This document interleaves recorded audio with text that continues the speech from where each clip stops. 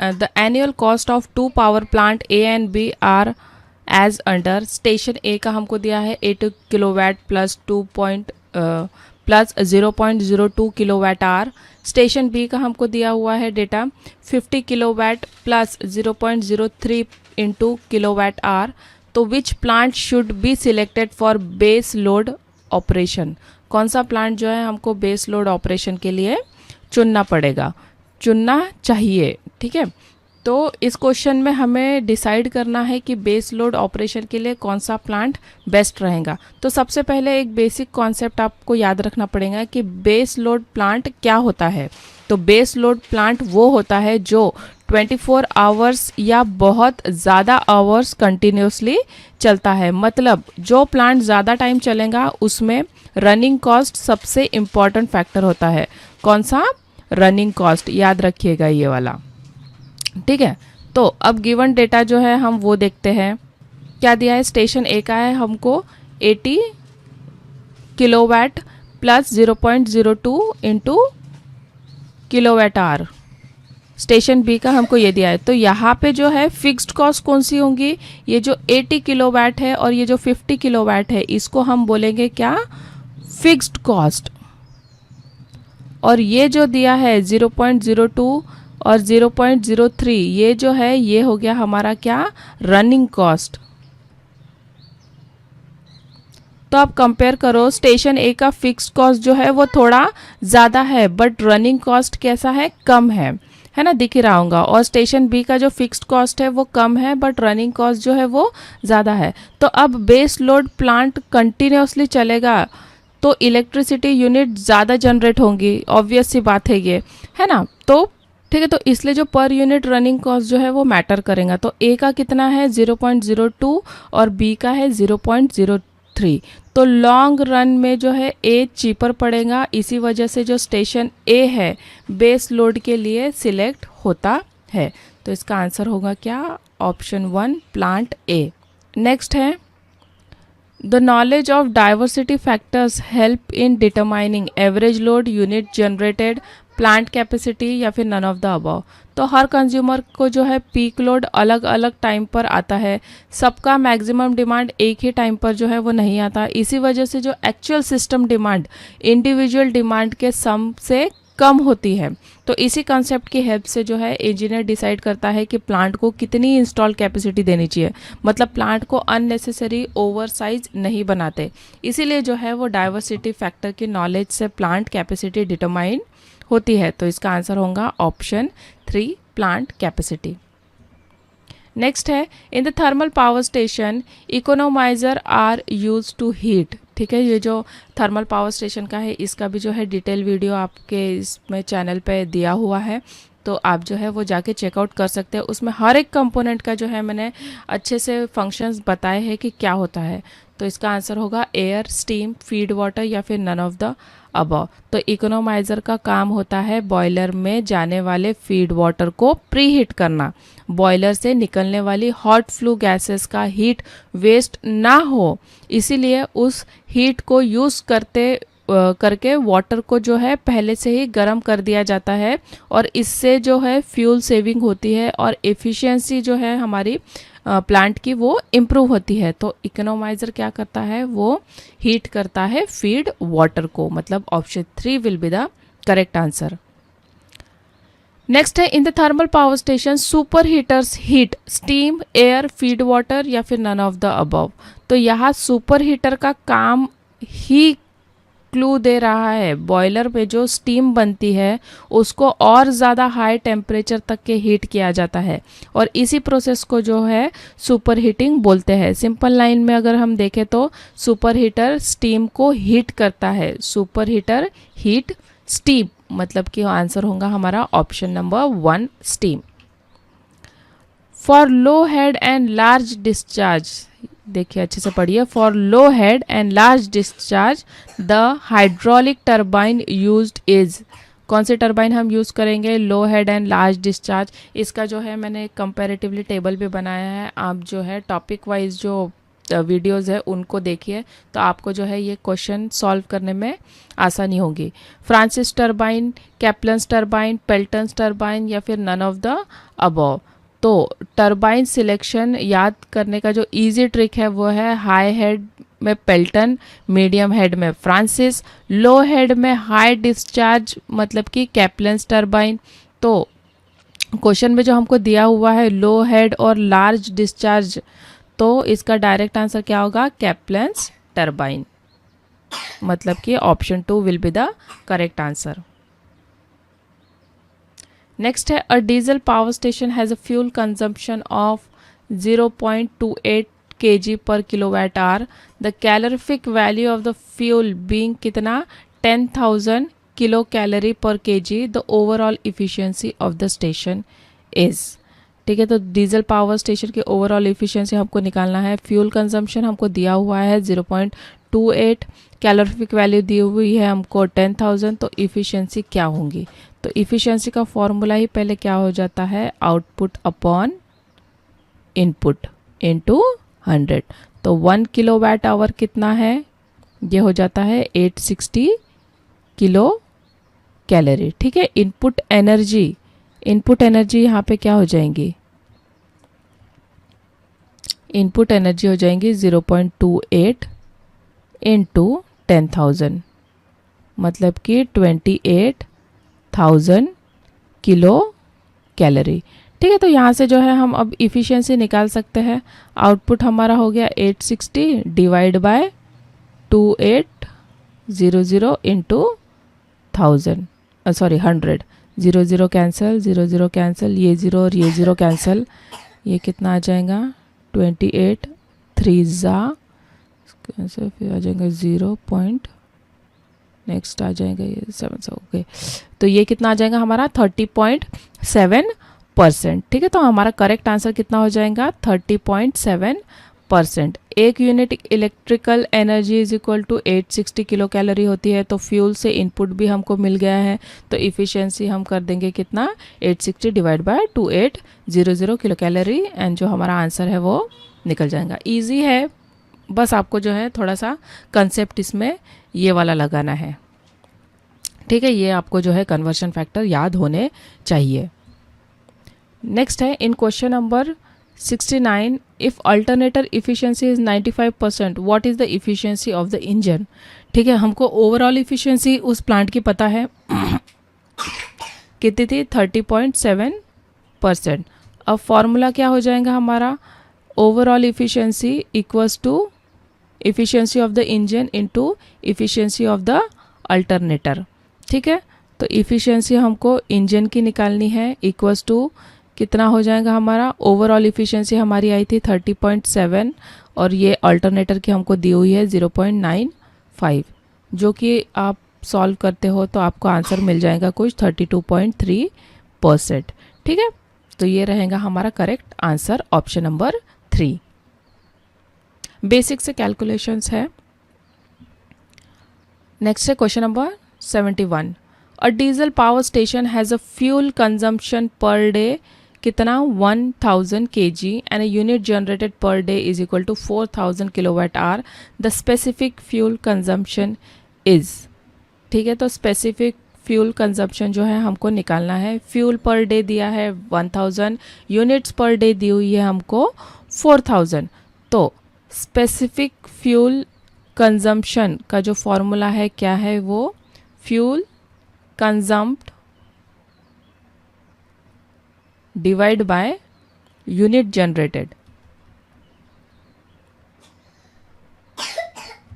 ठीक है, values put करनी है एंड आंसर जो है इसका निकालना है। ये 3 0 कैंसिल हो जाएंगे, ये हो जाएगा 0.25 kg पर किलोवाट आवर्स। ठीक है, सिंपल है, करेक्ट आंसर हमारा हो जाएगा क्या? 0.25। इजी कैलकुलेशन है इसके। स्पेसिफिक फ्यूल कंजम्पशन का सिंपल मीनिंग क्या होगा कि 1 यूनिट जनरेट करने के लिए कितना फ्यूल हमको जो है वो लगता है। ठीक है, नेक्स्ट है a hydro electric station has a catchment area 4 × 10⁸ metre square, the average rainfall per annum is in this area is 125 centimeter. Assuming that 30% of the rainfall is lost due to evaporation, the rate of availability of water is. ठीक है, बहुत अच्छा problem है ये. देखिए, सबसे पहले हम गिवन निकाल लेंगे. क्या दिया हुआ है गिवन? कैचमेंट एरिया है हमारे पास 4 × 10⁸ मीटर स्क्वायर. रेनफॉल है, ठीक है, इसको जो है हमको मीटर में कन्वर्ट कर लेना है. तो ये क्या हो जाएगा? ये हो जाएगा 1.25 मीटर. 30% लॉस मतलब अवेलेबल कितना होगा फिर? 70%. टाइम कितना होगा एक ईयर का? 365 × 24 × 3600, मतलब कि हमको जो है सेकेंड्स में इसको कन्वर्ट करना है. तो ये हो जाएगा हमारा सेकेंड्स में कन्वर्शन. या तो चाहे आप ऐसे भी रख सकते हो फैक्टर, कोई इतना फ़र्क नहीं पड़ता क्योंकि कैंसिलेशन में जो है वो इजीली सॉल्व हो जाता है. नेक्स्ट है वाटर वॉल्यूम अवेलेबल. ये हम पहले निकालेंगे. ये क्या होता है? V = A × H × 0.7. ठीक है, तो हम वैल्यूज इसकी पुट कर लेंगे. ये आ जाएगा 4 × 10⁸ 8 × 1.25 × 0.7. तो इसका जब आप कैलकुलेशन कर लेंगे तो आपको जो है 3.5 × 10⁸ मीटर क्यूब जो है वो आंसर इसका मिल जाएगा. अगर आपको सिर्फ वाटर वॉल्यूम अगर पूछा जाता है तो उसके लिए हम जो है ये वाला फॉर्मूला यूज़ करेंगे. ठीक है, नेक्स्ट आ जाता है rate of flow. Rate of flow easy है, Q = V/T. जो अभी हमने V निकाला है 3.5 × 10⁸ मीटर क्यूब डिवाइड बाय हम कर देंगे टाइम. ठीक है, जब आप इसको कैलकुलेट करेंगे, देखिए ये इतना बड़ा जो है वैल्यू लिखने में ये थोड़ा कंफ्यूजिंग हो जाता है. अगर आप इसको ऐसे टूटे हुए इसमें लिखते हैं, तोड़ तोड़ के अगर लिखते हैं तो कैंसिलेशन करने में ईजी पड़ता है. ठीक है, तो जो बेसिक कैलकुलेशन है ये भी आप सॉल्व कर लेंगे तो आपको जो है कुछ आंसर इसका 11.1 मीटर क्यूब पर सेकेंड जो है वो मिल जाएगा. ठीक है, तो यही होगा हमारा ऑप्शन नंबर 3. ये होगा हमारा करेक्ट आंसर.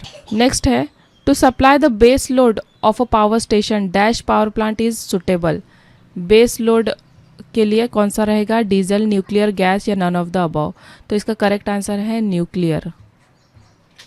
ठीक है, base load plant continuously 24 hours चलता है. न्यूक्लियर प्लांट का रनिंग कॉस्ट पर यूनिट जो है वो लो होता है और ये लॉन्ग ड्यूरेशन के लिए जो है बेस्ट होता है. तो बेस लोड के लिए कौन सा रहेगा?